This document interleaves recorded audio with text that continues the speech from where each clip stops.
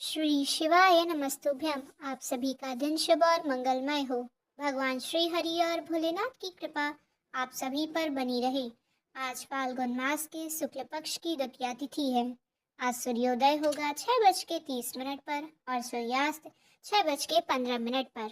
आज ब्रह्म मुहूर्त सुबह 5:45 से लेकर 6:16 तक रहेगा और राहु काल का समय रहेगा दोपहर 11:10 से लेकर 12:35 तक। पहले हम सुनते हैं फाल्गुन मास में सुने जाने वाली कहानियां, उसके बाद श्री शिव पुराण का भी महात्म्य सुनेंगे। जनसंख्या को अपने में समेटे कुशीनगर एक महानगर था। जैसे कि अन्य महानगरों की जीवनचर्या होती है, वैसे ही कुछ यहाँ भी था। यानी बुराई अधिक, अच्छाई कम, पाप अधिक, पुण्य कम। इसी कुशीनगर में हरिवंश नामक एक सद्गृहस्थ अपनी पत्नी दामिनी के साथ सुख संपन्न जीवन गुजार रहा था। दोनों ही बड़े नेक व संतोषी स्वभाव के थे।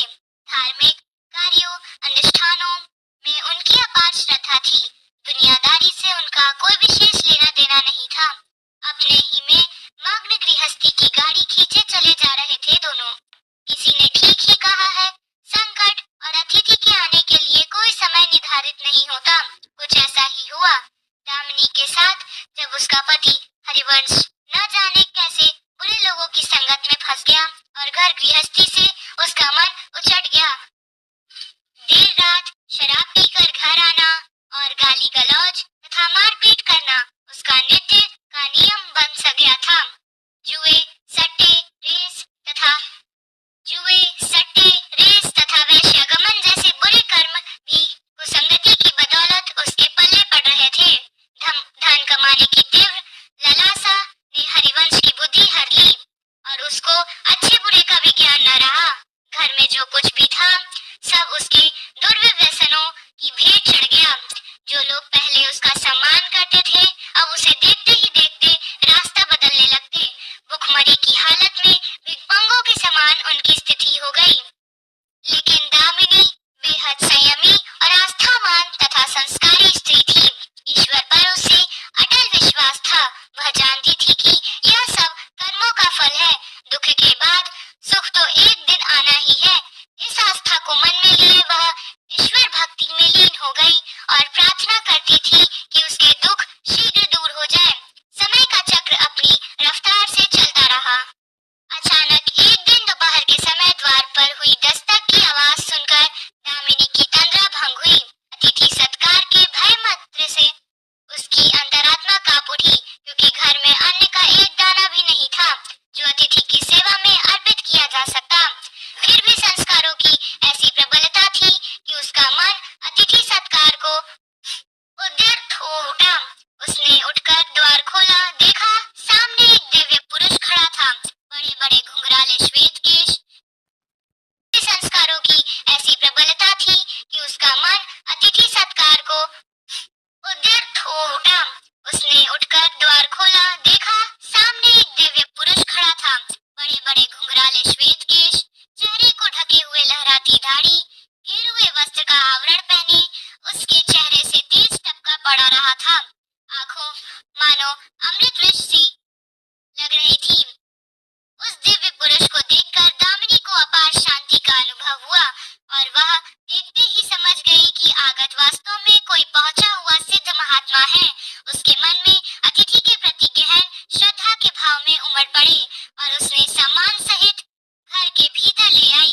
दामिनी ने जब उसे फटे हुए आसन पर बैठाया तो वह लज्जा के मारे जमीन से गड़ गई।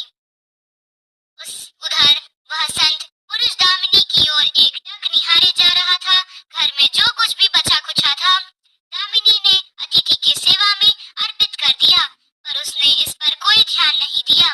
वह तो बस दामिनी को यूं निहारे जा रहा था मानो उसे कुछ याद दिलाने की चेष्टा कर रहा हो। जब काफी देर तक दामिनी कुछ न बोली तो उसने कहा, बेटी मुझे पहचाना नहीं क्या? उसका यह प्रश्न सुनकर दामिनी जैसे सोते से जागी और अत्यंत सकुचाते हुए बोली मृदुल स्वर में, महाराज मेरी दुष्टता को क्षमा करें। जो आप जैसे दिव्य पुरुष को मैं पहचान कर भी नहीं पहचान पा रही हूँ। पारिवारिक कष्टों ने मुझे मेरी सोचने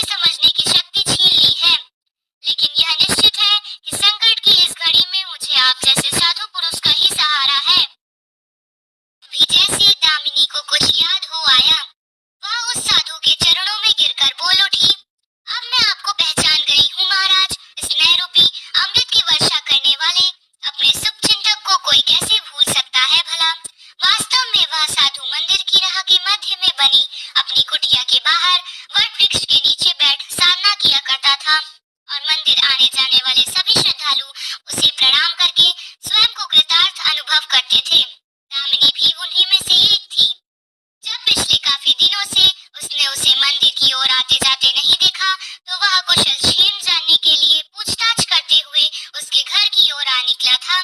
दामिनी अभी भी अपनी सोचों में ही डूबी हुई थी कि साधु महाराज ने मौन भंग किया। क्या कारण है पुत्री? आजकल मंदिर आती जाती नहीं दिखाई पड़ती हो। तुझे जो भी कष्ट है मुझे बता, शायद मैं तेरी कुछ सहायता कर सकूं। व्यक्ति दुखों के बोझ तले दबा हो तो ऐसे में सहानुभूति के दो शब्द ही काफी होते हैं। दामिनी भी खुद पर सहम नहीं रख पाई और बिखार कर रोने लगी। तभी वह साधु वात्सल्यपूर्ण स्वर में बोला, मन छोटा करने से समस्या का हल नहीं होता है। सुख दुख तो एक गाड़ी के दो पहिए के समान है। इसका आना जाना तो जिंदगी भर ही लगा रहता है। अपना दुख किसी को बता देने से मन हल्का हो जाता है। कुछ देर चुप रहने के बाद दामिनी ने बोलना शुरू किया, महाराज, सर्व सुखों से मेरा घर भरपूर था।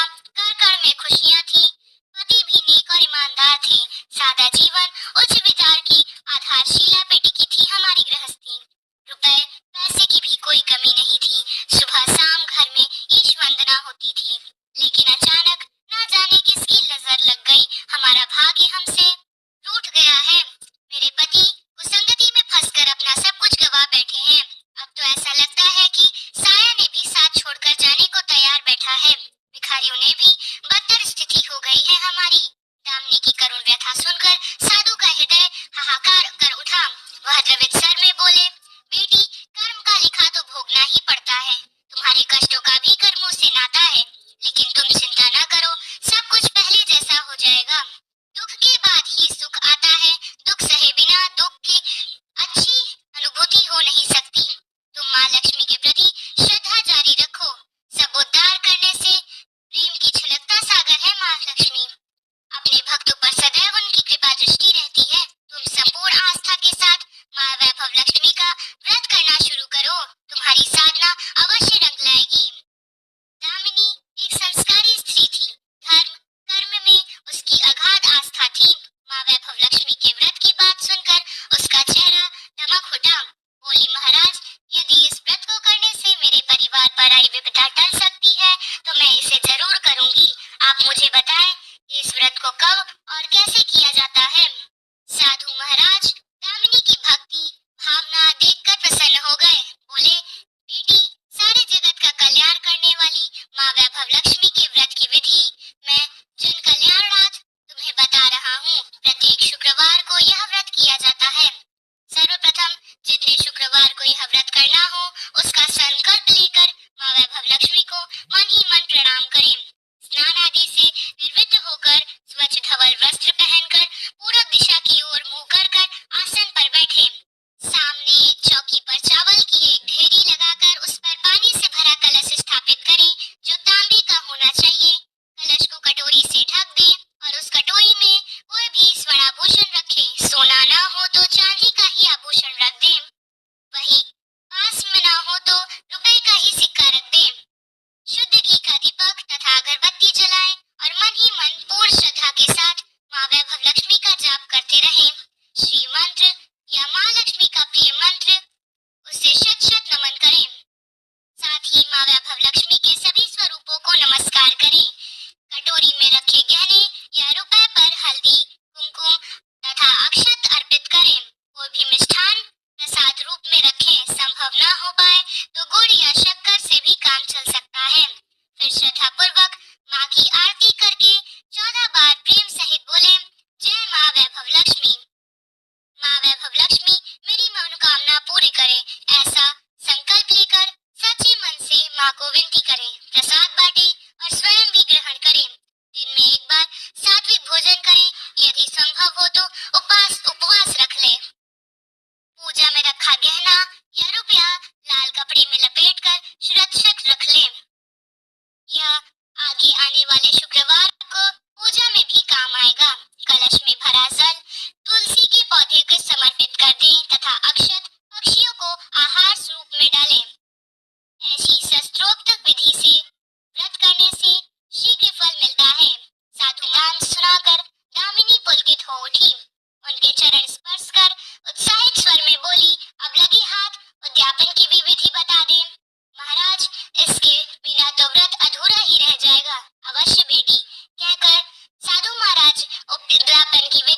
करने लगे। चाहे जितने भी शुक्रवार प्राय 11 या 21 व्रत करने से संकल्प लिया हो तो, लेकिन माँ के मन में वैभव लक्ष्मी के प्रति श्रद्धा तथा आस्था बराबर बनी रहनी चाहिए।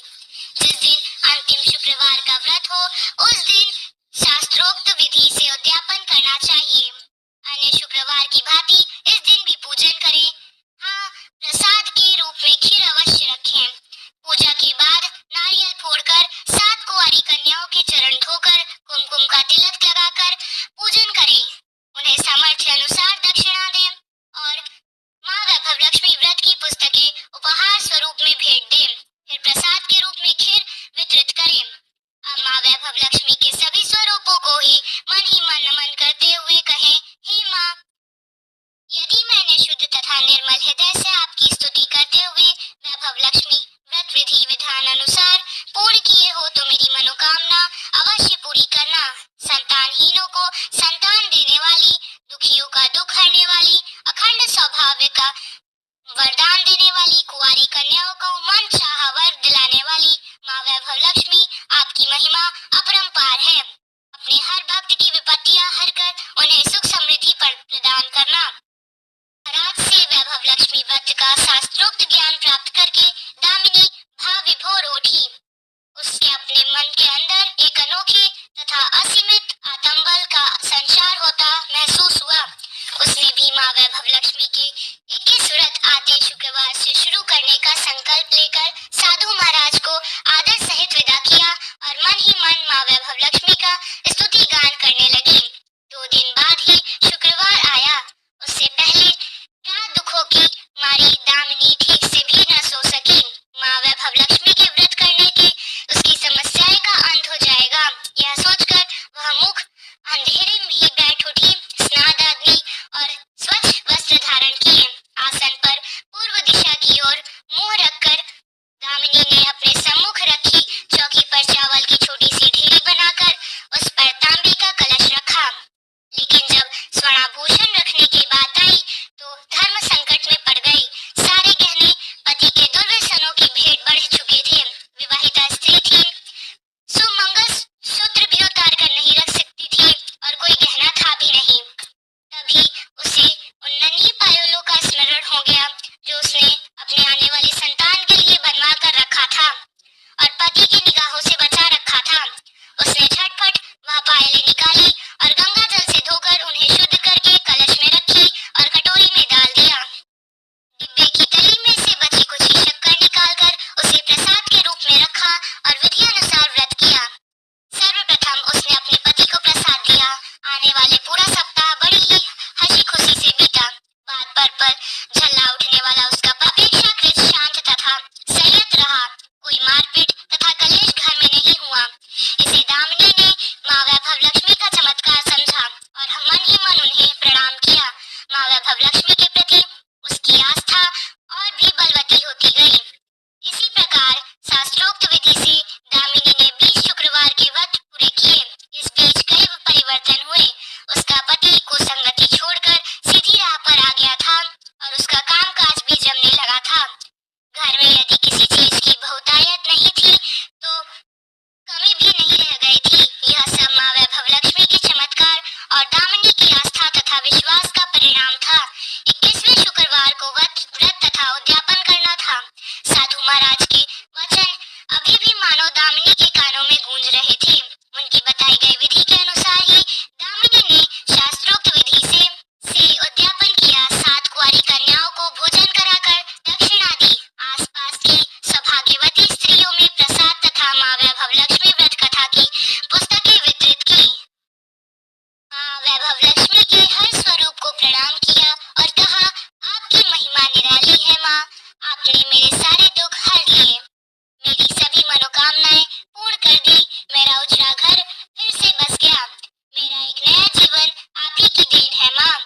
मैं आजीवन आपकी पूजा अर्चना करूंगी और दूसरों को भी आपकी महिमा से अवगत कराकर वैभव लक्ष्मी के व्रत करने के लिए प्रेरित करूंगी।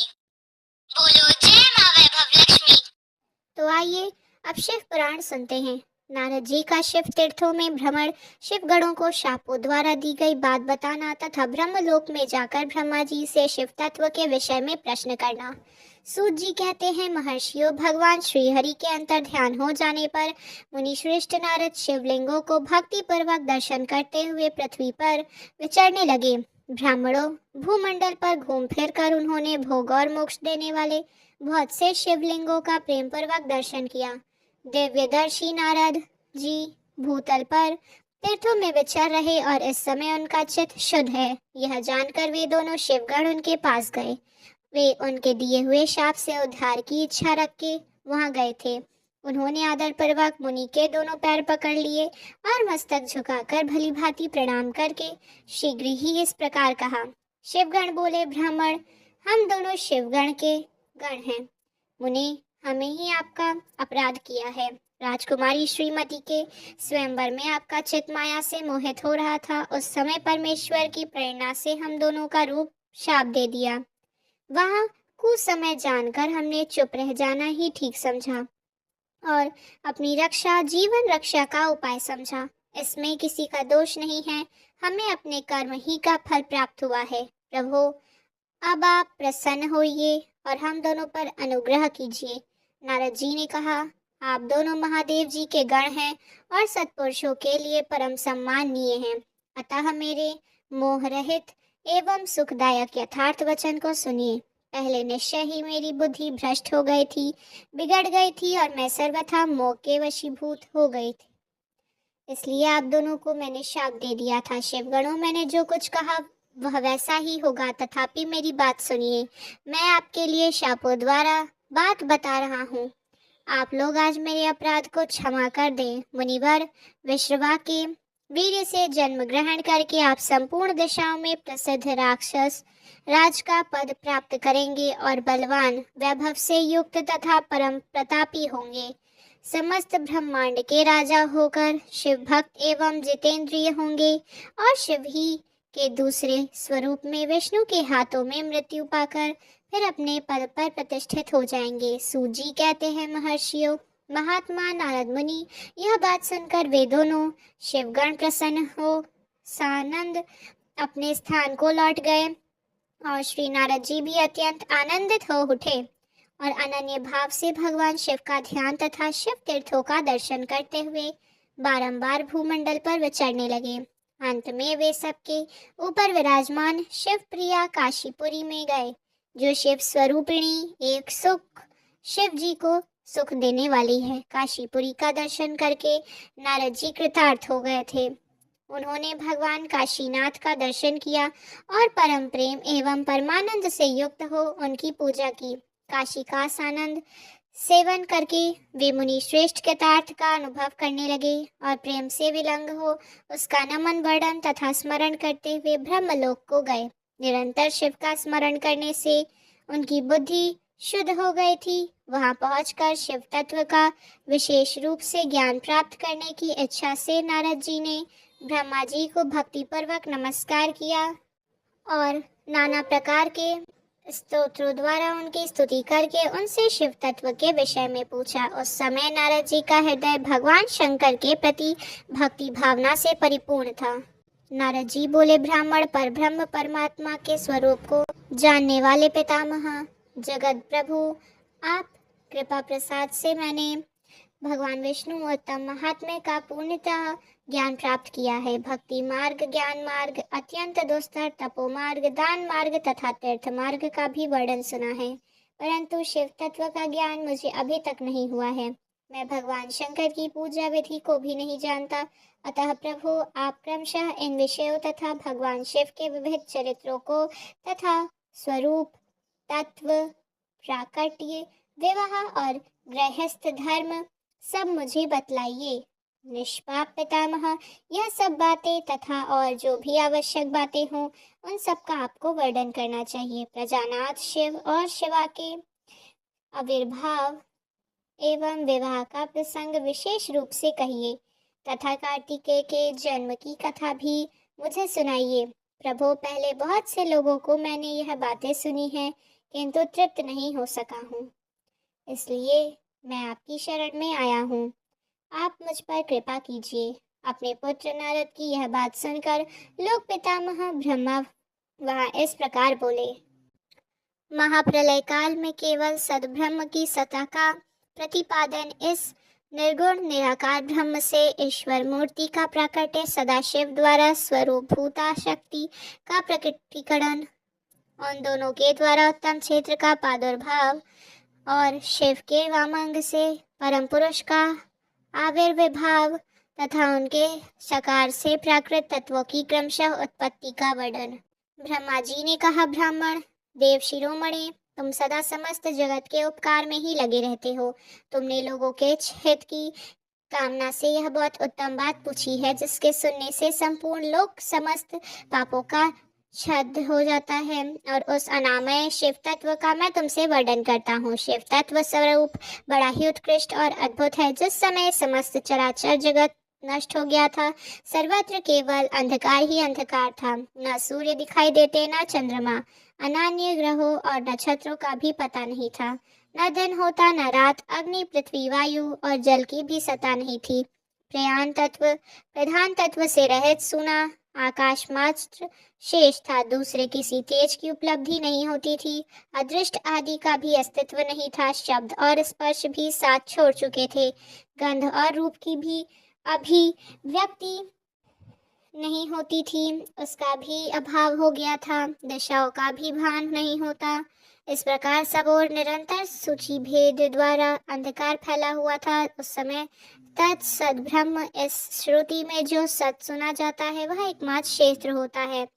जब यह वह ऐसा जो इत्यादि रूप से निर्दिष्ट होने वाला भावात्मक जगत नहीं था, उस समय एकमात्र वह सत ही शेष था, जैसे योगी जन अपने हृदय काश के भीतर निरंतर देखते थे। उस सत तत्व का मन का विषय नहीं है। वाणी की भी वहां तक कभी भी नहीं पहुंची थी और न पहुंच होती है। वह नाम तथा रूप रंग से भी शून्य है। वह न स्थूल है, न कृष्ण, न हस्व, न दीर्घ तथा न लघु तथा न गुरु। उसमें न कभी वृद्धि होती है और न ह्रास। श्रुति भी इसी के विषय में चकित भाव से है। इतना ही कहती है, अर्थात उसकी सत्ता मात्र का ही निरूपण कर पाती है। उसका कोई विशेष विवरण देने में असमर्थ हो जाती है। वह सत्य ज्ञान स्वरूप, अनंत परमानंदमय, परम ज्योति स्वरूप, अप्रमेय, अप्रेमय, आधार रहित, निर्विकार, निराकार, निर्गुण, योगी गम्य, सर्वव्यापी, सबका एकमात्र कारण, निर्विकल्प, निरारंभ, माया शून्य, उपद्रव रहित, अद्वितीय, अनादि, अनंत, संकोच विकास से शून्य तथा चिन्मय है। जिस पर ब्रह्म विषय में ज्ञान और अज्ञान से पूर्ण युक्तियों द्वारा इस प्रकार विकल्प किए जाते हैं, उसने कुछ काल के बाद द्वितीय की इच्छा प्रकट की है। उसके भीतर एक से अनेक होने वाले संकल्प उदित हुआ है। तब उस निराकार परमात्मा ने अपनी लीला शक्ति से अपने लिए मूर्ति की कल्पना की है। वह मूर्ति संपूर्ण ऐश्वर्य गुणों से संपन्न, सर्वज्ञानमयी, शुभ स्वरूपा, सर्वव्यापिनी, स्वरूपा, सबदर्शिनी, सबकारिणी, सबकी एकमात्र वंदनीय, सर्वव्याद्या, सब कुछ देने वाली और संपूर्ण संस्कृतियों की केंद्र थी। उस शुद्ध रूपिणी ईश्वर मूर्ति की कल्पना करके वह अद्वितीय, अनादि, अनंत, सर्व प्रकाशक, चिन्मय, सर्वव्यापी और अविनाशी पर ब्रह्म अंतर्हित हो गए। जो मूर्ति रहित पर ब्रह्म है, उसी की मूर्ति भगवान सदाशिव है। आवर्चीन और प्राचीन विद्यमान उन्हीं को ईश्वर कहते हैं। उस समय एकाकी रहकर स्वेच्छा अनुसार विहार करने वाले उन सदाशिव ने अपने विग्रह से ही स्वयं से ही एक स्वरूप भूता शक्ति की सृष्टि की, और जो अनेक अपने श्री अंग से कभी अलग नहीं होने वाली थी। उस पराशक्ति को प्रधान प्रकृति, गुणवती, माया, बुद्धि तत्व की जननी तथा विकार रहित बताया गया है। वह शक्ति अंबिका कही गई है। उसी को प्रकृति, सर्वेश्वरी, त्रिदेव जननी, नित्या और मूल कारण भी कहते हैं। सदाशिव द्वारा प्रकट की गई उस शक्ति के 8 भुजाएं हैं। उस शुभ लक्षणा देवी के मुख की शोभा विचित्र है। वह अकेले ही अपने मुखमंडल में सदा 1,000 चंद्रमाओं की कांति धारण करती है। नाना प्रकार के आभूषण उसी श्रीअंगों की शोभा बढ़ाते हैं। वह देवी नाना प्रकार की गतियों से संपन्न है और अनेक प्रकार के अस्त्र शस्त्र धारण करती हैं। उसके खुले हुए नेत्र खिले हुए कमल के समान जान पड़ते हैं। वह चिंतनीय तेज से जगमगाती है। वह सबकी योनि है और सदा उद्यमशील रहती है। एकाकिनी होने पर भी वह माया संयोग वशात अनेक हो जाती है। ये जो सदाशिव हैं उन्हें परम पुरुष ईश्वर शिव शंभु और महेश्वर कहते हैं। वे अपने मस्तक पर आकाश गंगा को धारण करते हैं। उनके भाल देश में चंद्रमा शोभा पाते हैं। उनके 5 मुख हैं और प्रत्येक मुख में 3-3 नेत्र हैं। उनका चित्त सदा प्रसन्न रहता है। वे 10 भुजाओं से युक्त और त्रिशूलधारी हैं। उनके श्रीअंगों की प्रभा कपूर के और समान श्वेत गौर है। वे अपने सारे अंगों में भस्म रमाए हैं। उन काल रूपी ब्रह्मा ने एक ही समय शक्ति के नाथ शिवलोक नामक क्षेत्र का निर्माण किया था। उस उत्तम क्षेत्र ही को काशी कहते हैं। वह परम निर्वाण या मोक्ष का स्थान है जो सबके ऊपर विराजमान है। वे प्रिया प्रीतियतम शक्ति रूप और शिव जो परमानंद स्वरूप है उस मनोरम क्षेत्र में नित्य निवास करते हैं। काशीपुरी परमानंद रूपिणी है। मुने शिव और शिवानी प्रलय काल में भी कभी भी उस क्षेत्र को अपने सानिध्य से मुक्त नहीं किया है। इसलिए विद्वान पुरुष उसे अविमुक्त क्षेत्र के नाम से भी जानते हैं। वह क्षेत्र आनंद का हेतु है। इसलिए पिनाकधारी शिव ने पहले उसका नाम आनंद वन रखा, फिर उसके बाद वह अविमुक्त के नाम से प्रसिद्ध हुआ। देवर्षि एक समय उस आनंद वन में रमण करते हुए शिव और शिवा के मन में यह इच्छा हुई कि दूसरे की पुरुष की भी सृष्टि करनी चाहिए, जिस पर यह सृष्टि संचालन का महान भार रखकर हम दोनों केवल काशी में रहकर इच्छानुसार विचरें और निर्वाण धारण करें। वही पुरुष हमारे अनुग्रह से सदा सबकी सृष्टि करे, पालन करे और वहाँ अंत में सबका संहार भी करे। यह चित्त एक समुद्र के समान है। इसमें चिंता की उताल तरंगे उठ कर उस संशल बनाई रहती हैं, जिसमें सत्वगुण रूपी रत्न, तमोगुण रूपी ग्रह और रजोगुण रूपी मूंगे भरे हुए हैं। इस विशाल चित समुद्र को संकुचित करके हम दोनों उस पुरुष के प्रसाद से आनंद कानन में सुखपूर्वक निवास करें। यहाँ आनंद वन वह स्थान है जहाँ हमारी मनोवृत्ति सब ओर से सिमटकर इसी में लगी हुई है तथा जिसके बाहर का जगत चिंता से आतुर प्रतीत होता है। ऐसा निश्चय करके शक्ति सहित सर्वव्यापी परमेश्वर ईश्वर शिव ने अपने वाम भाग के 10वां अंग पर अमृत मल दिया है। फिर तो वहां से एक पुरुष प्रकट हुआ जो तीनों लोकों में सबसे अधिक सुंदर था, शांत था, उसमें सत्वगुण की अधिकता थी और तथा अपने गंभीरता से अथाह सागर था। मुने क्षमा नामक गुण से युक्त उस पुरुष के लिए ढूंढने पर भी कहीं कोई उपमा नहीं मिलती थी। उसकी कांति इंद्रनील मणि के समान श्याम थी। उसके अंग अंग से दिव्य शोभा छटक रही थी और नेत्र प्रफुल्लित कमल के समान शोभा पा रहे थे। श्रीअंगों पर सुवर्ण की सी कांति वाले 2 सुंदर रेशमी पीतांबर शोभा दे रहे थे। किसी से भी पराजित न होने वाले वह वीर पुरुष अपने प्रचंड भुज दंडों से सुशोभित हो रहा था। तदंतर उस पुरुष ने परमेश्वर शिव को प्रणाम करके कहा, स्वामीन, मेरे नाम निश्चित कीजिए और काम बताइए। उस पुरुष की यह बात सुनकर महेश्वर भगवान शंकर हंसते हुए मेघ के समान गंभीर वाणी में उससे बोले। शिवजी ने कहा, वत्स, व्यापक होने के कारण तुम्हारा विष्णु नाम से विख्यात हुआ है। इसके सिवा और भी बहुत से नाम होते हैं और होंगे भी जो भक्तों को सुख देने वाले होंगे। तुम सुस्थिर उत्तम तप करो क्योंकि वही समस्त कार्यों का साधन है। ऐसा कहकर भगवान शिव ने श्वास मार्ग से श्री विष्णु को वेदों का ज्ञान प्रदान किया।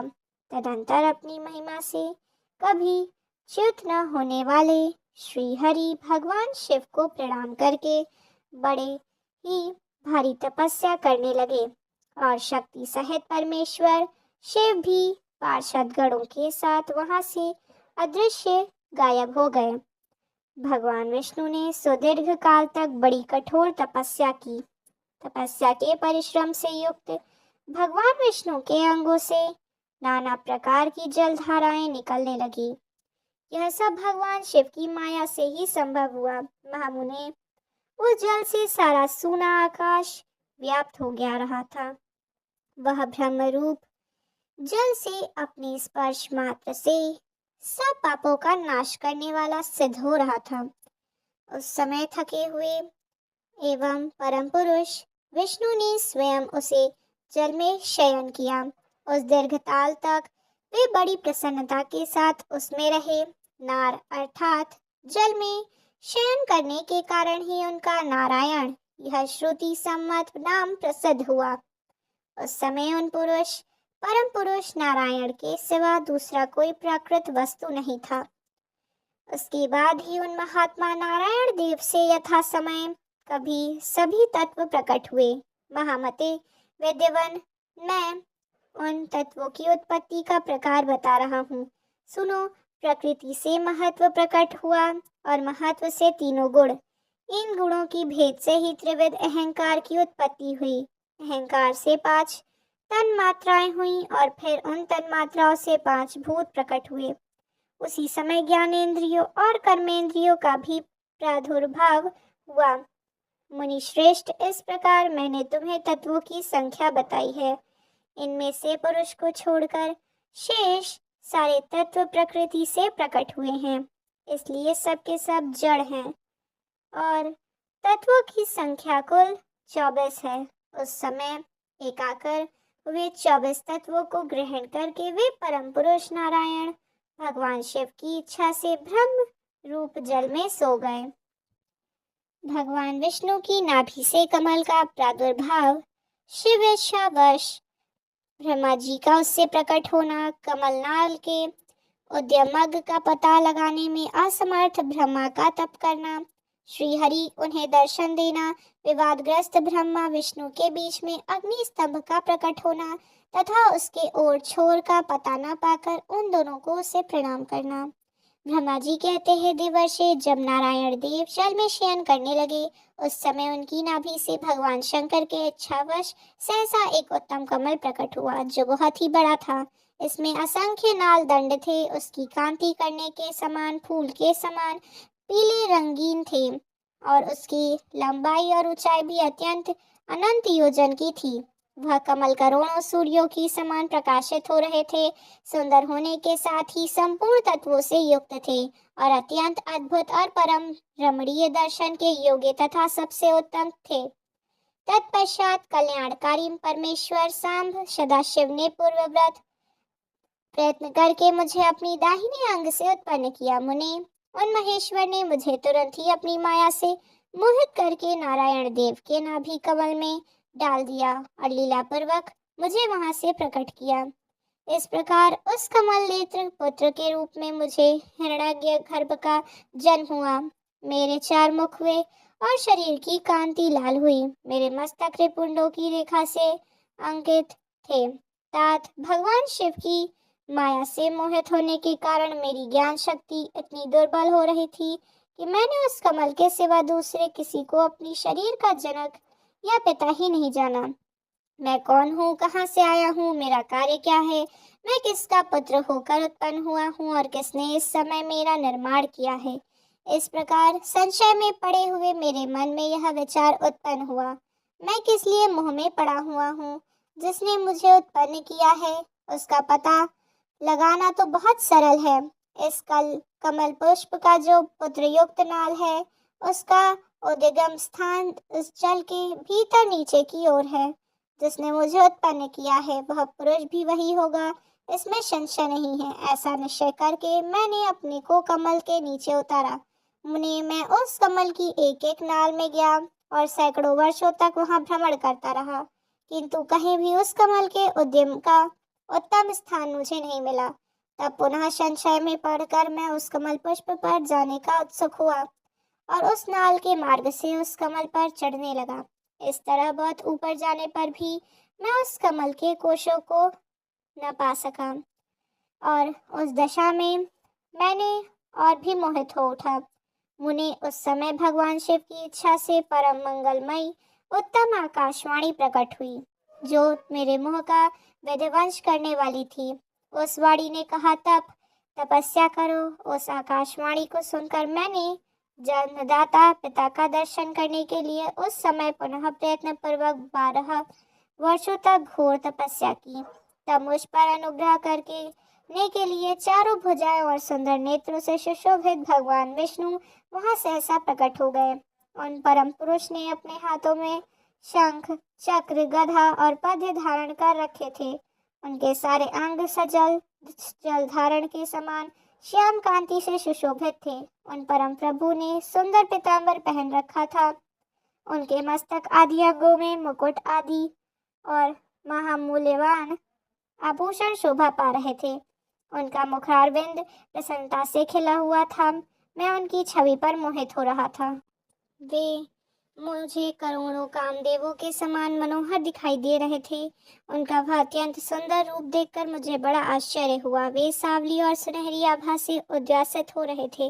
उस समय उन सत्व रूप सर्वात्मा 4 भुजा धारण करने वाले महाभाऊ नारायण देव को उस रूप को अपने साथ देखकर मुझे बड़ा हर्ष हुआ।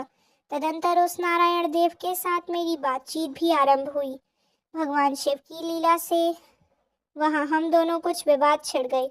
उसी समय हम लोगों के बीच में एक महान अग्निस्तंभ ज्योतिर्मय लिंग प्रकट हुआ। मैंने और भगवान विष्णु ने क्रमशः ऊपर और नीचे जाकर उसके आदि अंत का पता लगाने के लिए सबसे बड़ा प्रयत्न किया, परंतु हमें कहीं भी उसका और छोर नहीं मिला।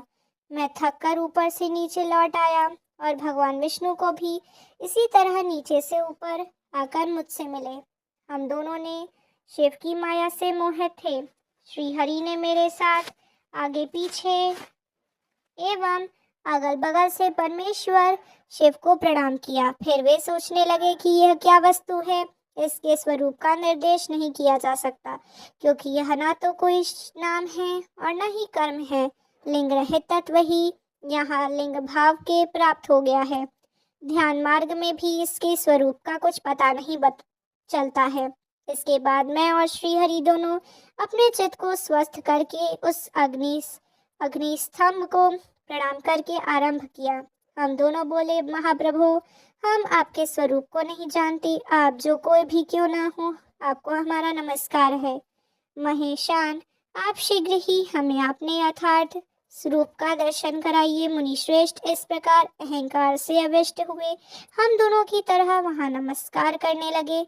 ऐसा करते हुए हमारे 100 वर्ष बीत गए। इसी प्रकार से आज का अध्याय समाप्त होता है। अगर आपको यह वीडियो पसंद आई हो तो वीडियो को लाइक और चैनल को सब्सक्राइब कीजिएगा।